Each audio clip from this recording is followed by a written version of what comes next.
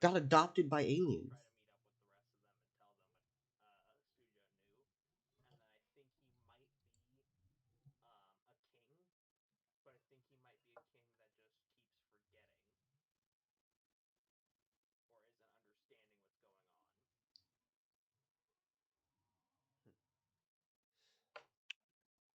Um, so this is very far sci-fi. Um, and okay, it's not that two gods. It's Jjoy is not a god. Fun fact, right? He's not at all. Um, very strong mythological creature, but not god. I'm gonna throw it in art section. Hold up, and then I'm gonna put them on screen.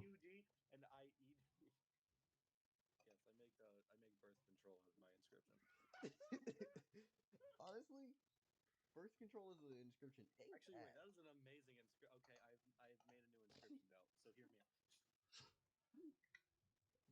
So this is your joy.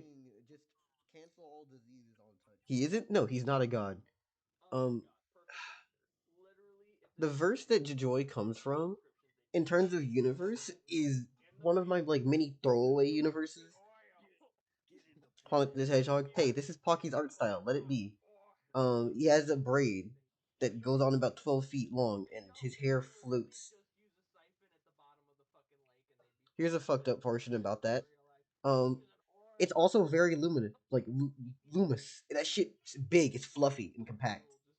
Oh, Pocky draw it. Yeah. Pocky drew a version of this for with some art. It turned out very well. That was months ago. Anyways, so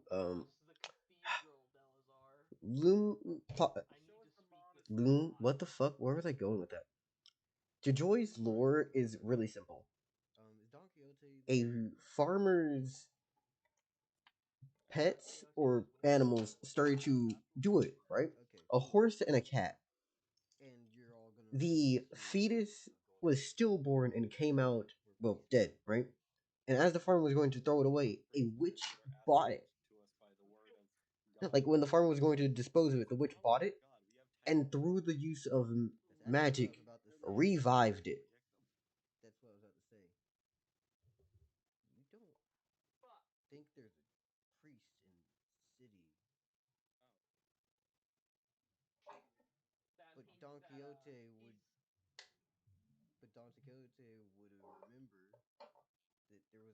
No, no, it does not.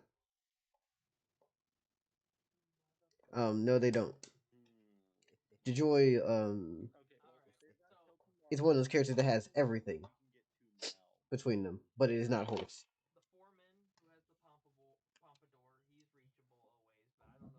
So male and femme.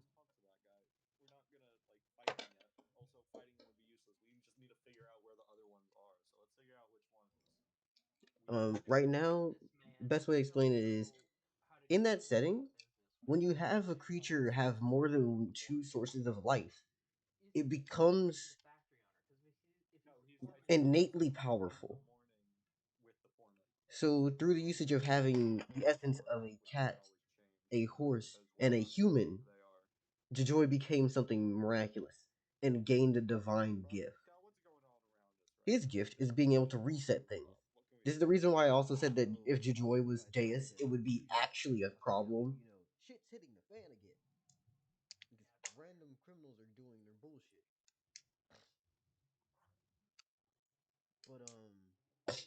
Yeah, so that's the very easy gist with Joy. Joy's gist is he gets that power um from that, right? For the first portions of his life, he's literally just a wild animal that people have to be wary of. He hunts people, he kills people, and he will usually hunt down weaker or smaller prey than himself. Problem is, Jojoy is a fucking 7.5 foot fucking nightmare cat creature with hoofed feet that will kick you in the chest and push through you. He also, due to his ability to reset things, would, for example, kill a person who is weak, and then reset them on purpose to bring them back and continuously train with them. He had bullshit levels of reset powers. He could target himself or others.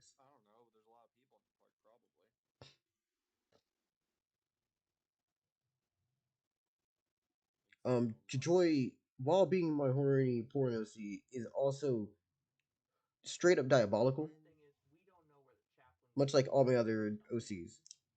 Then again, Jjoy is also like the bad end OCs. Like, oh, I mean, gets a ton of awful shit that happens to him. So much. And just different stories.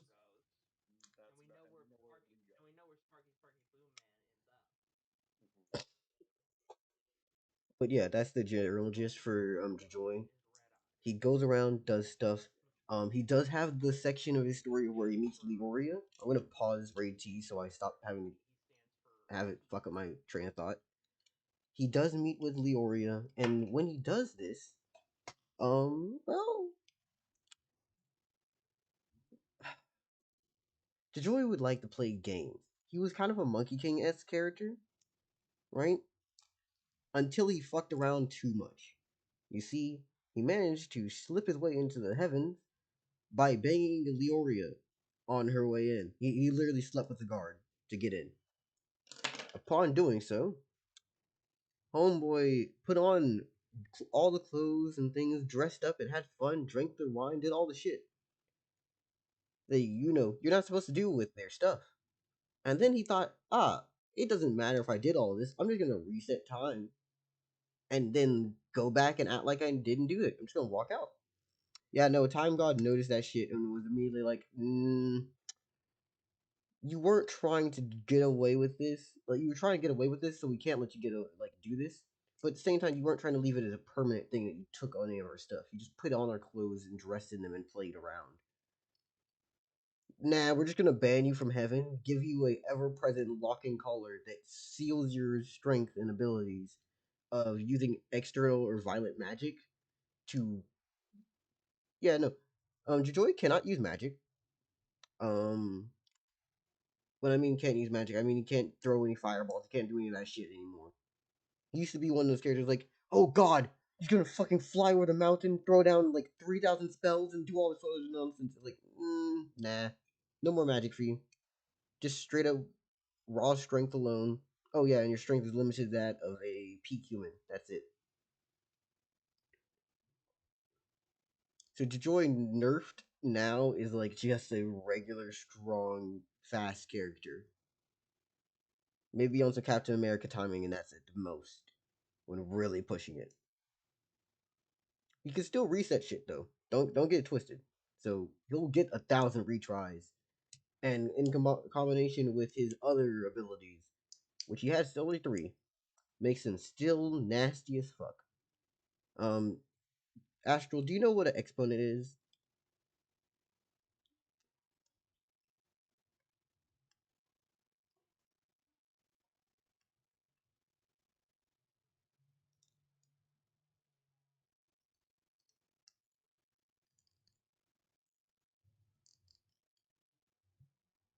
Is the stream delayed? Yeah, pretty sure it is. Oh shit. Anyways, exponent is that weird fancy number that you'd see on like whenever you go to the power of blank. That's the exponent, right? Yeah. Whenever Joy avoids an attack, add an exponent. So with each weave and every dodge, that exponent becomes 1, 2, 3, 4, 5, 6, 7, 8, and it keeps raising. Problem is, the second he makes a move and actually swings, that number goes straight back down to 0. So you better make it count. And that's how he can actually hit things that are way too hard and start cutting through them. The point of Jojoy's stories and the reason for why he is how he is he's kind of just a character that can exist in any setting due to how it works. He lives long enough to go from an era where gods ruled land and shaped mountains and the creations and all that shit to, huh, you live through the middle of the like modern era by staying low and no one noticing as you just kind of existed. Oh, there's actually a few things I forgot to mention. So after Jjoy got caught and thrown out of heaven, right? Leauria also got punished by having two of her fucking eyes cut out. Leauria has three eyes. Um, yeah. As such, she then had her followers imprison Jjoy because you fucking ruined this for me, asshole. And besides that, I think that's generally most things. They kept him around. Um, Sadly, Jjoy did kind of outlast. Do they still? Yeah, they do. Um, at first, when she had him, here's the fun part: Leauria is a war god. And they kind of got around to the business of you reset the battlefield, and I'll just continuously keep going. So like, fuck friends with benefits, but battlefield buddies as well. Absolutely horrendous behavior between the two. By the way, I love them, but God, that's it's actually nasty as a power couple. Um, Basically used him like a puppet for a little while, kept him around. Leauria did eventually leave and stop messing with the cult because that's what happens when you make it to the modern era. People stop believing in all the different gods and deities, and well, Leauria kind of just faded from existence. Problem is, Jjoy was not a deity. He was just a weird mythological creature, so that didn't bother him at all. And with their faith literally broken, he then started making dealings of, you don't have to let me free from this, but if you bring me your uncle, I'll reset the day so you can go back to talk to him one more time. Oh, your kid died? Oh, don't worry, I can heal him. Just let me reset this. Let me do this. And through this, with enough manipulation, Jjoy got out of his binds because they eventually freed him. Fun fact about Jjoy: he makes it to the fucking sci-fi era because of how long he lives. So he goes from like early before anything to sci-fi, and that's where Jjoy exists in most stories. He's a sci-fi character. He's a mythological character in a sci-fi setting due to living for that long. Whereas people are traveling through space. And if you're wondering how the hell does Leauria come back, really simple. Um, he kind of spreads the word of of like his stories and kind of talks about her a little bit too much, and it gets written down in some history books. And well, we need belief, right? You're living proof that mythological creatures exist, and you put down information that she exists. Yeah, she literally comes back due to him talking too much.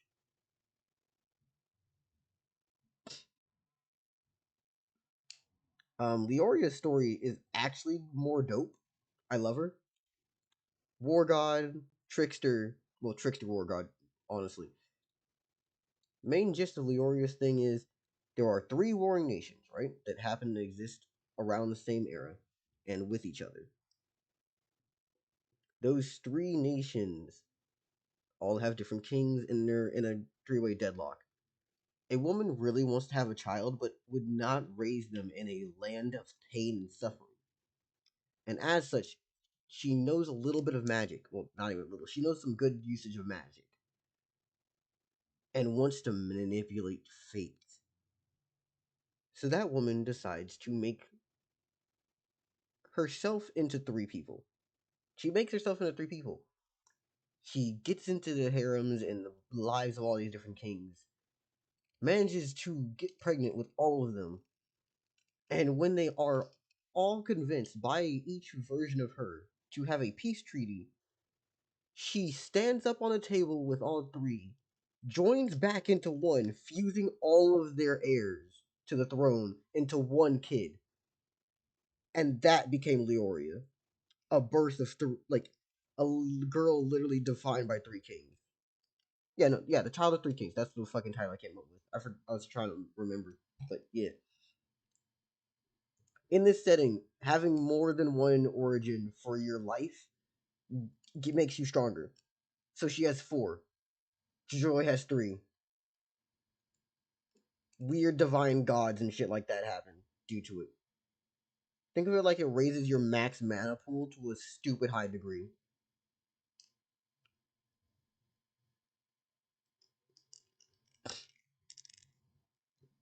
Yeah.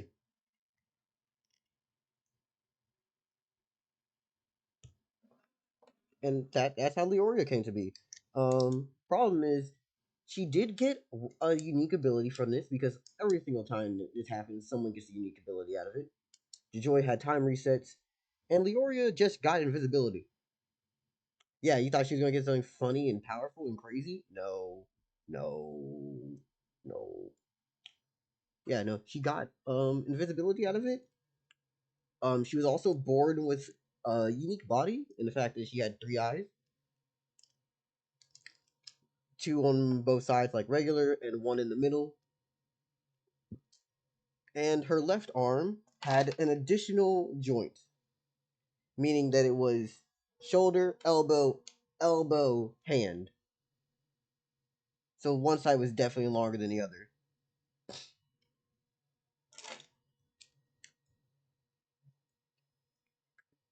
She went on for a while, learning through pretty much her life experience was going, huh, I'm gonna wake up today. How many assassins are gonna try to kill me because I have right to three different thrones, and so many people had stakes that would only be useful if she could have them killed.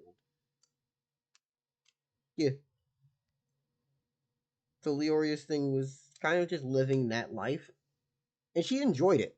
She actively enjoyed the subterfuge and the trickery and the lies of the courts. And when there was a war that came from an external threat, the three different kingdoms all bickered and argued with each other until they died. Like they all literally bickered and argued and refused to hand her the throne. So she just disappeared and left. Waited till everyone was sieged and ran through. And when she came back with another army, they then took over the place and she claimed her old home. And due to this, well, she became a god. People just revered her and loved her. And yeah, that's how Leoria became a god. Generally speaking, or at least the Spark Notes version, because I don't feel like trying to remember if I even wrote that shit down or where I wrote it down.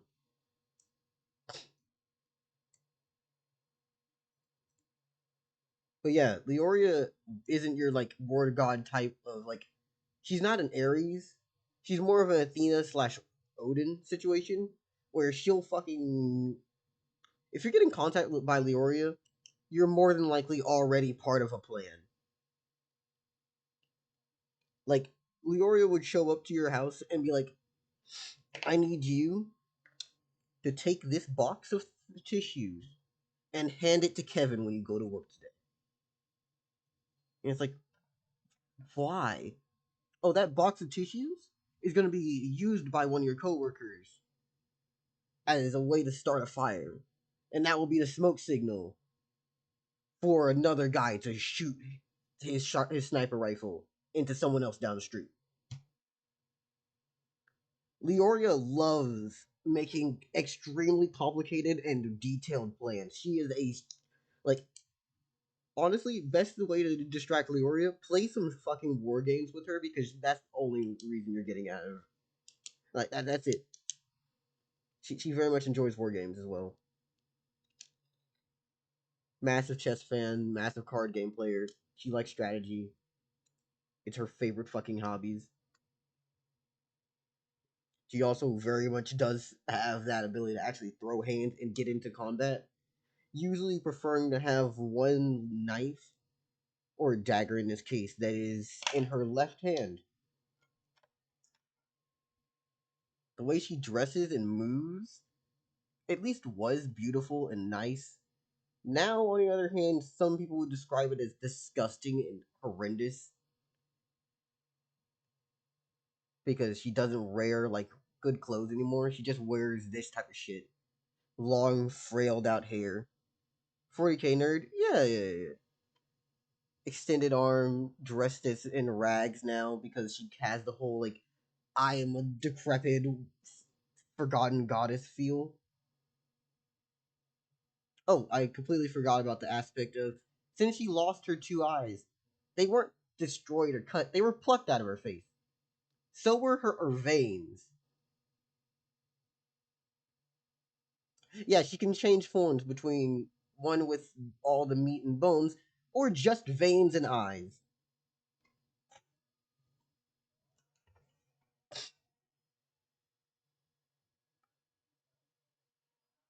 And but yeah, veins, blood vessels, eyes, all that shit. Horrendous. Yeah. She also has that whole like Bloody Mary aesthetic of she'll come through if you call on her or you pray to her, but God so help me, if you summon her for war, she will do any methods to win. That's the problem, right? It's like, oh, she'll do everything. You said you wanted to win this war. You didn't say you needed your wife and kids to live. It's like you used them as bait. You said you wanted to win the war.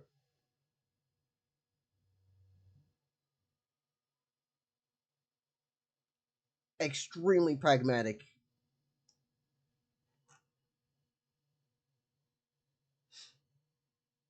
I like Leauria. She's one of my favorite war gods that I've made. Although I've only made two, so blah, blah, blah. And they're in completely different settings. I don't think I ever gave this setting a name, by the way, either. I just know it's the one where anything happens to make itself like if you have more than one parent, well, more than two parents, you get bullshit powers, like divine rights, basically.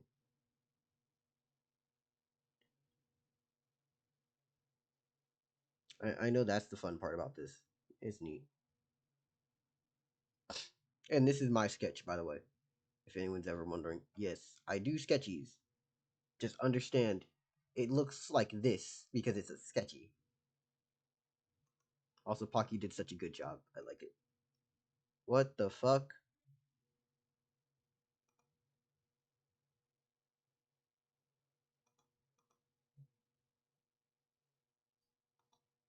Ew. Fucking ask me, do I want to organize my tabs with AI? No. No, bitch. This shit's completely a mess because I chose for it to be a mess. The fuck?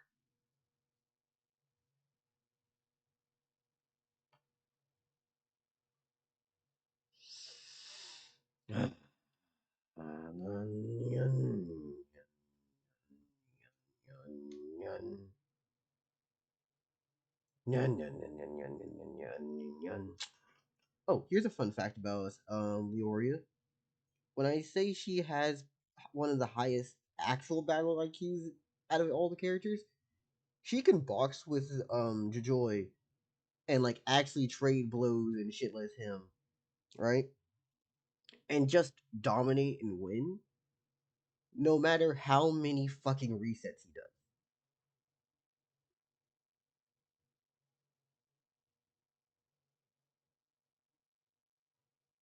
She can literally plan all outcomes in terms of martial ability without any prep time. Just no prep time, no thoughts beforehand. Just straight up, I've thought of all outcomes.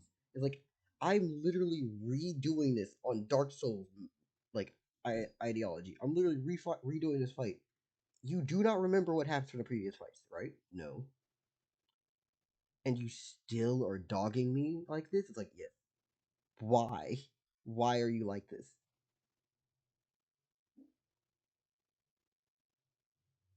The only other character I have who could possibly have a higher battle IQ than her would just be Diomede, and that's because Diomede shares all his battle IQ with every version of him across every universe and timeline simultaneously.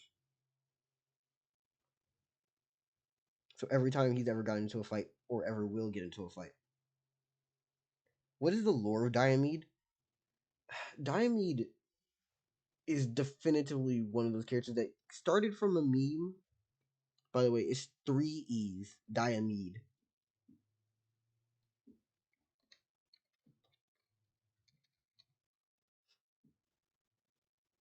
Sorry, I didn't fucking type it all the way. Damn. Even I'm fucking up his name.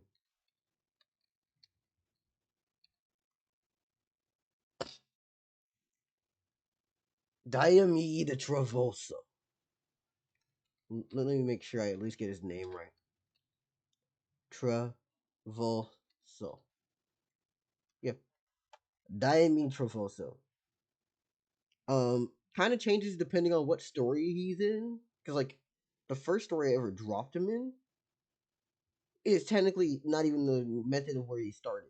Because he started as a Tabs character due to a meme of having one Tabs character that just pulled out moves that didn't make sense and did shit that could not be summed up by regular memes. Hold up, let me just fucking find the clips. Because that'll help me 1,000 times over just explaining this.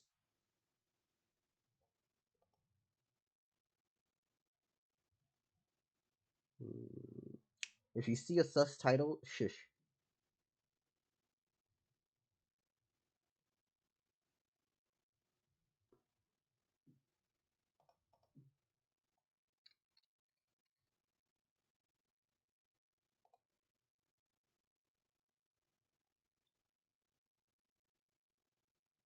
Mm,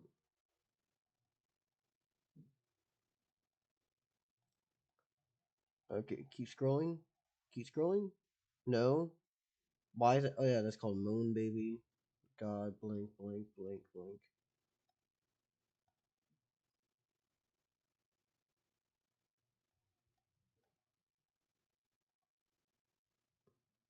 Oh, there you go. Diomede, the Undying Savior. Can you do it again? That was so loud, Jesus. Yeah. So just randomly, a blade was able to pass through him. So that's just a thing that he's just like, how the hell do you manifest that? It's just a power. It's like, bitch, why? Right? Yeah. That was just a shtick. It started from just a regular default unit, and then we made a unit that was called Diomede Travoso, right? And I was like, oh, we're gonna give him a name and give him a design. It didn't get better because then that character went on to be able to kick people when he didn't have a kick, so he shouldn't be doing damage, but he somehow managed to kill him with that. Or he would grapple them and hold them on the ground and use actual martial arts. Like homie was just manifesting powers and abilities that didn't exist for his character sheet. Like, how are you a tabbed character with plot armor?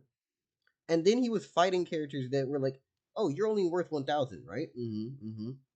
How the hell did you beat someone worth 20k?" Yep, he was on that squirrel girl timing basically. So the lore just developed as, ah shit, here comes Diomede, my goat, my man. He's going to just be like that. Like his lore developed on stream through all the tab streams.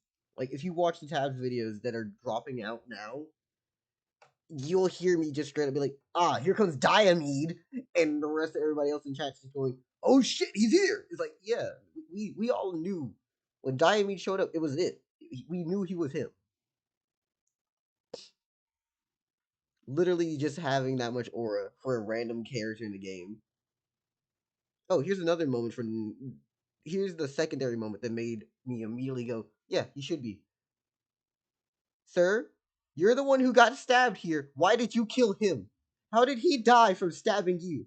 He didn't touch you with the blade. He didn't hurt you. He you died because you tried to stab him. You were not worthy to fight Diomede. That's the type of shit that I was talking about. Like, it just happened. It's like, what the fuck?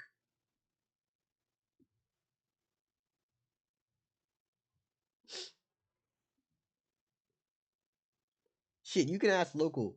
Diomede is a crackpot of a character who just did shit that didn't exist.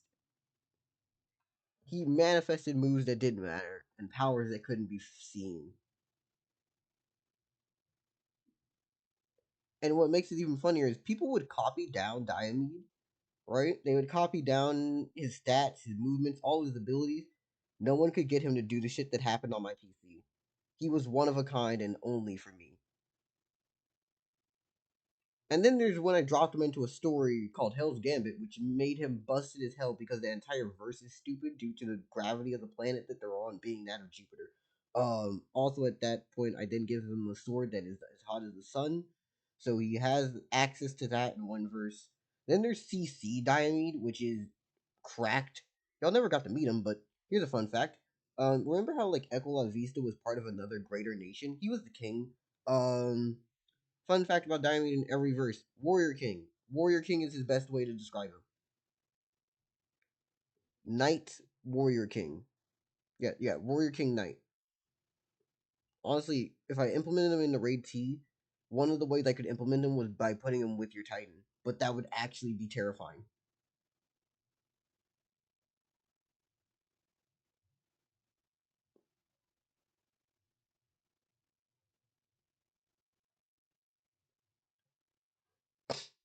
It would make sense for why, because he's generally a good dude.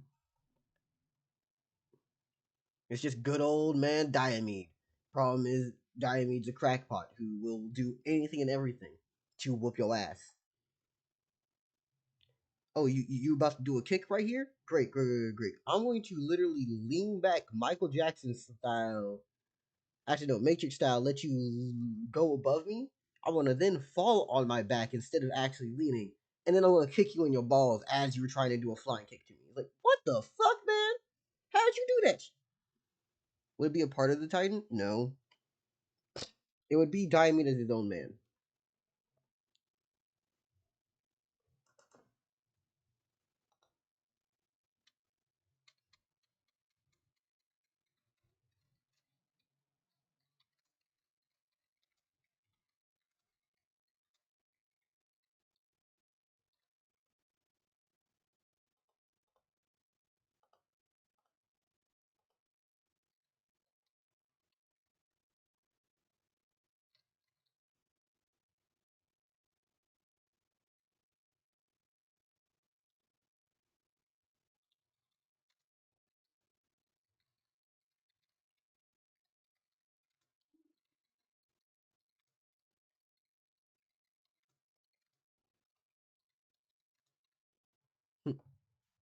Yeah.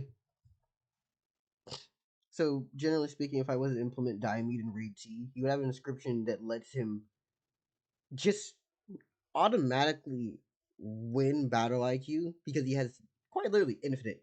He just knows everything. Not that he like shares the experience, is that he just has it in a feeling of his gut. So he's intimately aware of how everything works without having to ever second guess himself.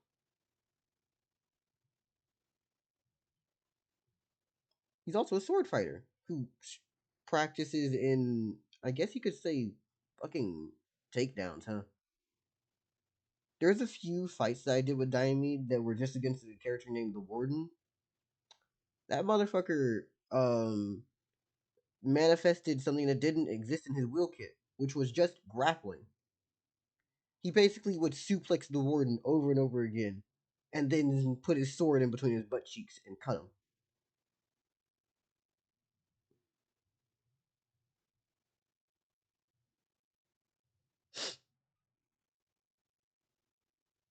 When I say Diomede was cracked and did shit, it was just like, why are you so disrespectfully fucked up? Yeah, yeah. And this was a Tabs character originally.